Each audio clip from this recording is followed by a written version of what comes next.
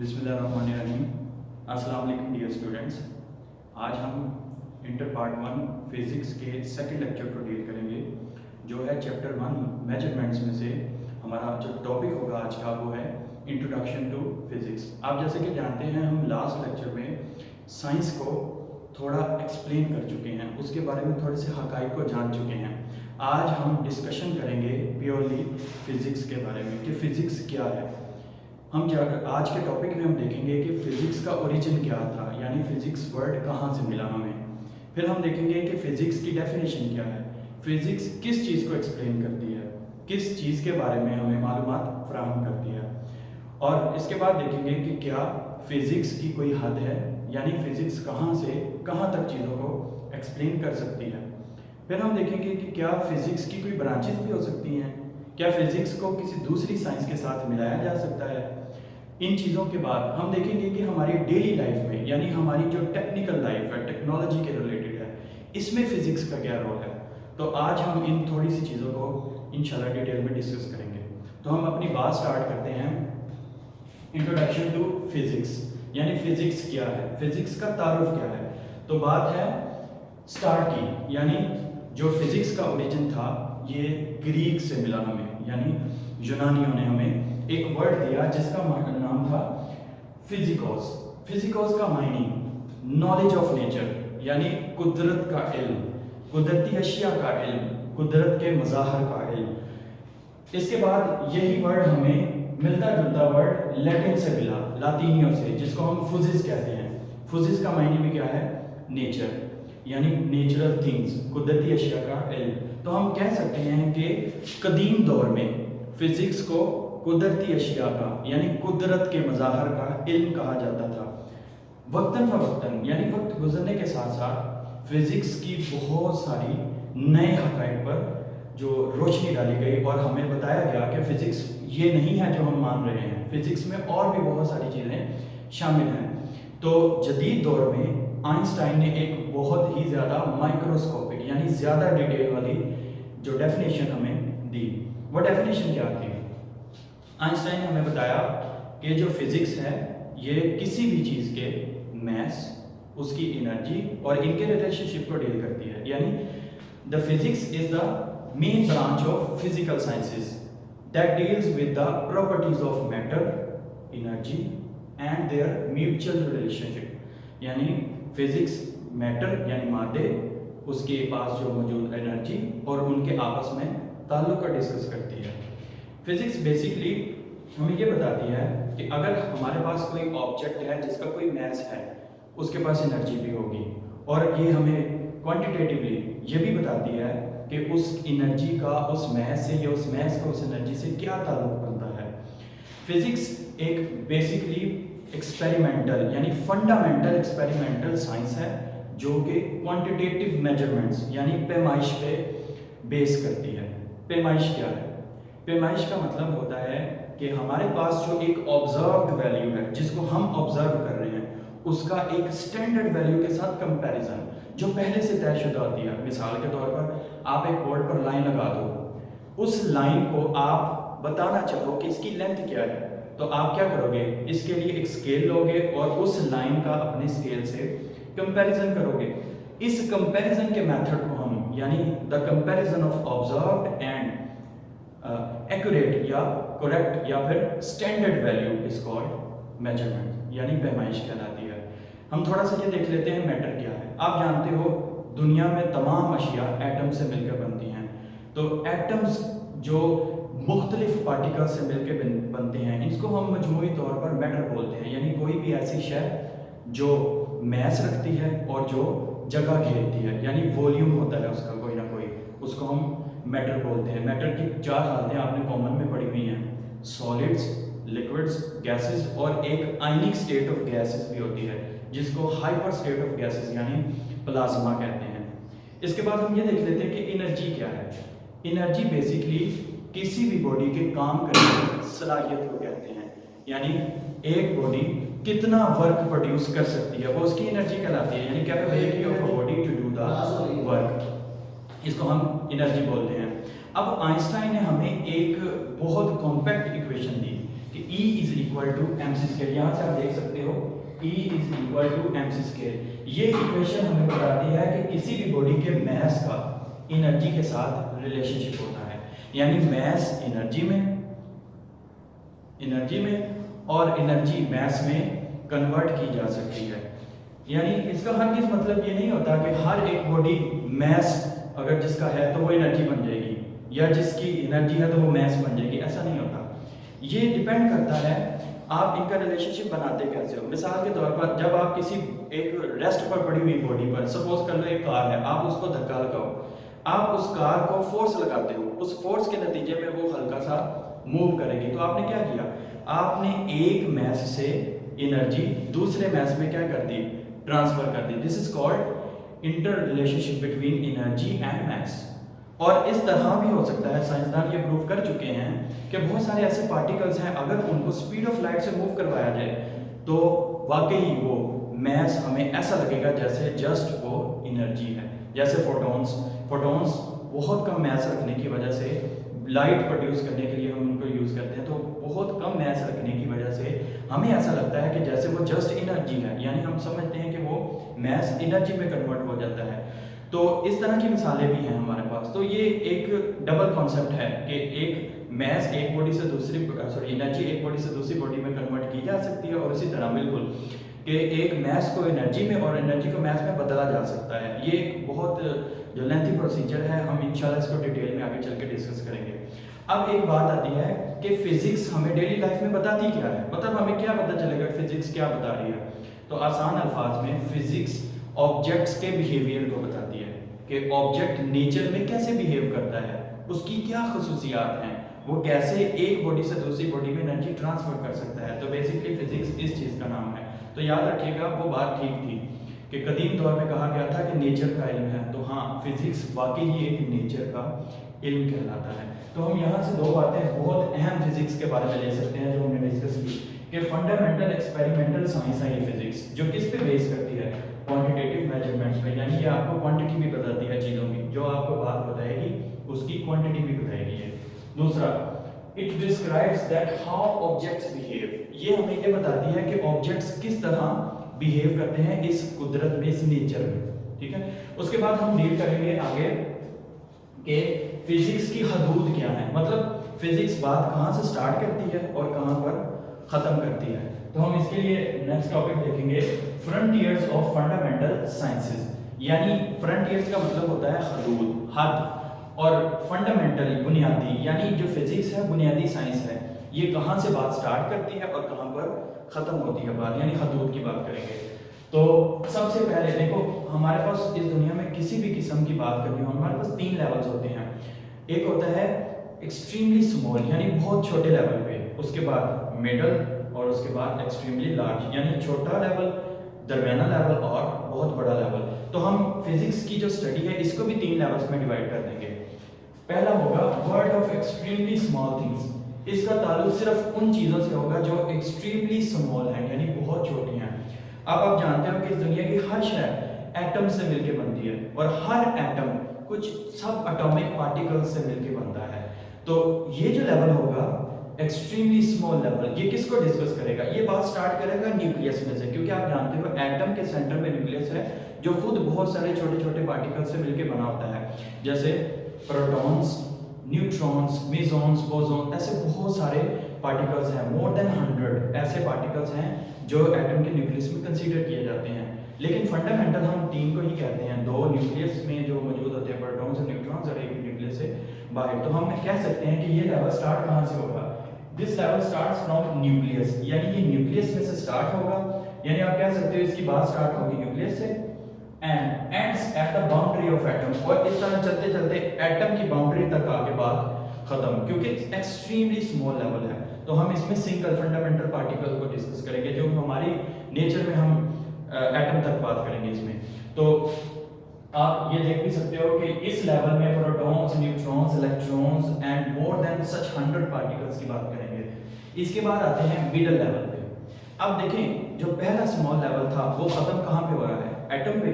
तो अब हमारी जो बात होगी स्टार्ट, वो होगी एटम से बाहर। आप जानते हो एटम के साथ जब दूसरा एटम जुड़ता है तो वो मॉलिक्यूल बनता है। तो इस लेवल में यानी जो मिडिल लेवल है इसमें हम बात स्टार्ट करेंगे मॉलिक्यूल से, और मॉलिक्यूल्स जब मिलते जाएंगे तो हमारी बात आ जाएगी हमारी इस अर्थ तक, यानी दिस लेवल स्टार्ट्स, यानी हम मिडल की बात कर रहे हैं, जो मिडल लेवल है, this level starts from molecule and ends at earth surface, यानी मॉलिक्यूल्स से बात स्टार्ट होगी और चलते चलते इस अर्थ सरफेस तक की बात हम इसी लेवल में डिस्कस करेंगे। अब आप जानते हो कि अर्थ डिफरेंट किस्म के मॉलिक्यूल से मिलकर बनती है, तो इसलिए हम आसान अल्फाज में कह सकते हैं this is the study of complex matter, this is the level of complex matter. Complex हम कह सकते हैं पेचीदा, यानी एक से ज्यादा किस्म वाले, तो बहुत सारे किस्म के मैटर्स जब आपस में मिलते हैं तो एक कॉम्प्लेक्स मैटर हमें मिलता है, जो जिसकी बहुत बड़ी मिसाल हमारी अर्थ है। अब इससे बाद का जो लेवल होगा, इसकी बाद की लेवल की बात स्टार्ट होगी अर्थ से बाहर, और आप जानते हो अर्थ से बाहर हमारे पास एक बहुत बड़ा यूनिवर्स है। यूनिवर्स से मुराद हम यहाँ पर ले सकते हैं कि बहुत सारे मैटर्स का एक बहुत बड़ा ग्रुप है। आप कह सकते हो कि जब हम जब हम अर्थ की सरफेस से बाहर की बात करेंगे तो that is called extremely large level, बहुत बड़ा लेवल, यानी उसमें बहुत सारे प्लैनेट्स होंगे, बहुत सारे स्टार्स होंगे जो काफ़ी बड़े हैं, इसलिए हमने इसका नाम रख दिया एक्सट्रीमली लार्ज लेवल। और जिसकी बात स्टार्ट कहाँ से होती है, यूनिवर्स पर। आपको पता है यूनिवर्स इतना बड़ा है कि इसमें 100 मिलियन से ज़्यादा गैलेक्सीज को सपोज किया जाता है, और ये भी एक एस्टिमेट है, हम क्लियर कट बात नहीं कर सकते कि यूनिवर्स में इतनी ही गैलेक्सीज होंगी, तो हम कह सकते हैं this level start from universe and definitely ends at universe. ये एंड भी कहाँ पे होगा, यूनिवर्स पे होगा। तो आसान अल्फाज में हमारे पास क्रक्स क्या आया कि बात स्टार्ट होती है फंडामेंटल पार्टिकल्स से, यानी एटम के न्यूक्लियस से, और ख़त्म कहाँ पे होती है, यूनिवर्स में। तो आप आसान अल्फाज में ये भी कह सकते हो कि जो फिजिक्स है वो पूरी कायनात के हर एक शय को बयान करने के काबिल है। ये फिजिक्स की हद कहलाती है, फिजिक्स का level small, middle and large level, 3 levels में हमने इसको डिवाइड कर रखा है। अब हम देख लेते हैं कि क्या फिजिक्स की कोई ब्रांचेस भी होंगी, तो डेफिनेटली फिजिक्स एक बहुत बड़ा नॉलेज है। अब अभी डिस्कस कर चुके हैं कि ये पूरी यूनिवर्स में हर चीज़ को डिस्क्राइब कर लेती है, तो फिजिक्स को आसान बनाने के लिए फिजिक्स के डिफरेंट एरियाज को निकाला गया, यानी हम कह सकते हैं मिसाल के तौर पर हम सिर्फ एटम की बात करना चाहते हैं तो हम एटॉमिक फिजिक्स में चले जाएंगे, हम सिर्फ न्यूक्लियस की बात करना चाहते हैं तो हम न्यूक्लियर फिजिक्स में, तो इस तरह हम जिसकी भी बात करना चाहते हैं हम उसी ब्रांच में जाकर आसानी से पढ़ सकते हैं, ताकि हमें बहुत ज़्यादा डिटेल में अलग से जाना ना पड़े, हम आसानी से अपनी बात को कंप्लीट और समझ सकें। तो इसके लिए फिजिक्स की कुछ ब्रांचेस को बनाया गया, उसमें से हम सिर्फ चंद एक ब्रांचेस का जिक्र करेंगे क्योंकि हैं तो बहुत ज़्यादा। तो सबसे पहले हम जिसका जिक्र करेंगे वो है न्यूक्लियर फिजिक्स। न्यूक्लियस से मुताल्लिक, एटम के सेंट्रल पोर्शन से रिलेटेड। तो इसका काम क्या होगा ये बताएंगे, रिलेटेड टू एटॉमिक न्यूक्लियाई, यानी ये एटम की न्यूक्लियाई का नॉलेज होगा, एटम के न्यूक्लियस का नॉलेज होगा कि उसमें कौन से पार्टिकल्स हैं, वो किस तरह बना, वो क्या प्रॉपर्टीज रखता है, कैसे बिहेव करता है, इन सब चीज़ों को डिस्कस करेंगे। उसके बाद है पार्टिकल फिजिक्स। पार्टिकल फिजिक्स क्या है, ये तमाम अल्टीमेट फंडामेंटल पार्टिकल्स को डिस्कस करता है। अल्टीमेट फंडामेंटल से मुराद है इंतहाई छोटे पार्टिकल्स जिनको बुनियाद बनाया जा सकता है किसी भी चीज़ की। आप जानते हो इस दुनिया में तमाम मैटर एटम से मिलता है, मिलके बनता है, और जो एटम्स है वो मजमूई तौर पर खुद छोटे छोटे पार्टिकल्स से मिलके बनते हैं। तो हम इस पार्टिकल फिजिक्स में उन पार्टिकल्स का जिक्र करेंगे, electrons, protons, neutrons and more then 100 such particles. उसके बाद बात आती है रिलेटिविस्टिक मैकेनिक्स। रिलेटिविस्टिक का मतलब होता है किसी दूसरे के लिहाज से, और इसमें जो हम बात करेंगे हम लाइट की स्पीड के लिहाज से, यानी हम ऑब्जेक्ट्स की वेलोसिटीज को पढ़ेंगे, क्योंकि इसमें बात है मैकेनिक्स की, और मैकेनिक्स का मतलब क्या होता है, मोशन। आप छोटी क्लासेस में ये पढ़ चुके हो। तो मोशन को हम देखेंगे, यानी ऑब्जेक्ट्स की वेलोसिटीज को देखेंगे विद रिस्पेक्ट टू लाइट, यानी वो ऑब्जेक्ट्स जो इतनी तेज मूव कर रहे होंगे, जो लाइट तक अप्रोच कर जाती है जिनकी वेलोसिटीज, उनका जिक्र हम कहाँ पर करेंगे, रिलेटिविस्टिक मैकेनिक्स में।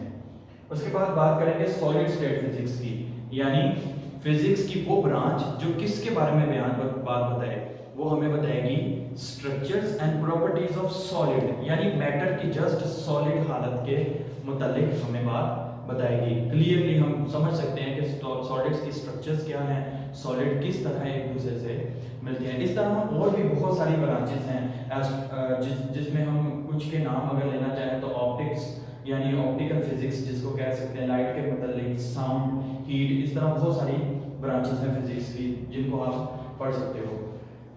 इसके बाद बात करेंगे interdisciplinary areas of physics. Interdisciplinary क्या है? जब आप एक फिजिक्स को किसी दूसरी साइंस के साथ मिलाना चाहो, मिसाल के तौर पर फिजिक्स की जो आप एक फिजिक्स को लो और आप इसको किसी दूसरी ब्रांच स्पेस साइंस से मिला दो। स्पेस साइंस की एक ब्रांच है एस्ट्रोनॉमी जो स्पेस के मुतालिक इल्म बयान करती है, प्योरली उसका ताल्लुक सिर्फ स्पेस से होता है, यूनिवर्स से होता है। तो अगर हम उन दोनों को मिलाएं यानी एस्ट्रोनॉमी प्लस फिजिक्स, तो ये क्या बन जाएगा? एस्ट्रोफिजिक्स। इसका मतलब है फिजिक्स को किसी दूसरी साइंस के साथ मिलाया जा सकता है। इसी तरह आप कहो कि मैंने जानदारों में फिजिकल फिनोमेना को पढ़ना है, यानी जानदारों के अंदर फिजिक्स क्या है, तो उसको पढ़ने के लिए आप क्या करो? सिंपल बायोलॉजी को फिजिक्स के साथ जोड़ो तो आपको एक इंटरडिसिप्लिनरी एरिया मिलेगा जिसको हम क्या बोलेंगे? बायोफिजिक्स। यानी फिजिक्स और बायोलॉजी का मजमूई तौर पर एक मिला जुला इल्म। उसके बाद अगर हम केमिस्ट्री और फिजिक्स को इकट्ठा कर दें तो हमारे पास एक ब्रांच क्या बन जाएगी? Chemical physics. यानी आप जो केमिकल्स होते हैं, यानी आप जो एटम्स के एक दूसरे के साथ मिलने के लिए जो डिफरेंट किस्म के बॉन्ड्स बनते हैं, उनके जो प्रॉपर्टीज होती हैं, उनके दरमियान जो फोर्सेस होती हैं, इन सब को डील करना चाहते हो फिजिक्स की रूह से, यानी फिजिक्स के लॉज को इस्तेमाल करने के लिए, क्योंकि फिजिक्स एक फंडामेंटल साइंस है, ये बुनियादी लॉज फराहम करती है दूसरी साइंसेस को। तो आप उसमें फिजिक्स और केमिस्ट्री को मिलाकर केमिकल फिजिक्स भी बना सकते हो। इसी तरह और भी बहुत सारी साइंस की ब्रांचेस को आप इसमें जोड़ा जा सकता है। इसके बाद बात करेंगे कि हमारी जो डेली लाइफ है, जो हम टेक्नोलॉजी यूज करते हैं, जो जिद्दत, जो नई अशिया आजकल इजाद हो रही है, उसमें फिजिक्स का क्या रोल है? तो आप आसान अल्फाज में सबसे बड़ी बात जो आजकल हमारे के न्यू इन्वेंशंस एंड इंजीनियरिंग, यानी जो नई इजादात होती हैं, जो नई नई मशीनरी बनती है, ये जो फोन आपके सेल फोन्स हैं, कंप्यूटर्स हैं, आपके जो लैपटॉप्स हैं, LCDs हैं, ये तमाम किस्म की चीज़ें, AC, फैन, ये सब कुछ हमें किसने दिया? फिजिकल लॉज की मदद से हमने, यानी फिजिक्स की मदद से हमने इनको तैयार किया।